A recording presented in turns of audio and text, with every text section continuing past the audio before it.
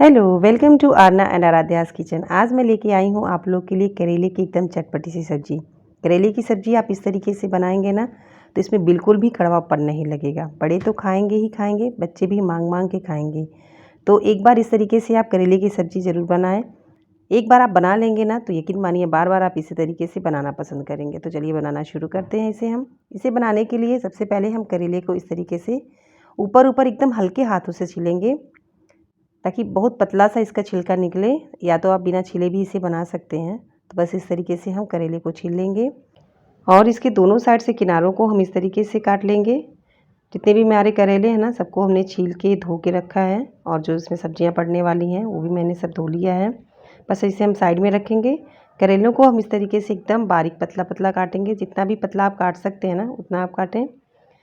और प्याज जो है ना उसे हम इस तरीके से बड़े टुकड़ों में काटेंगे और उसकी लेयर को इस तरीके से अलग कर लेंगे, या तो हाथों से मसल लें आप, जिस भी तरीके से इजीली हो जाता है आप कर लें।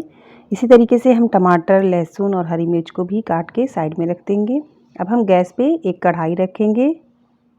इसमें हम डालेंगे सरसों का तेल और 1/4 छोटा चम्मच मेथी और लहसुन और हरी मिर्च, इसे भी हम डाल देंगे।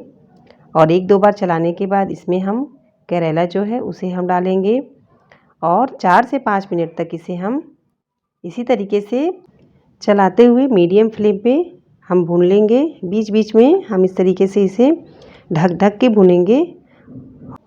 जब इसका कलर थोड़ा सा चेंज हो जाएगा ना, तो देखिए थोड़ा कलर इसका चेंज हो गया है। अब इसमें हम डाल देंगे आधा चम्मच हल्दी पाउडर और 3/4 छोटा चम्मच मैंने यहाँ नमक डाला है। आप नमक अपने स्वाद अनुसार डालें।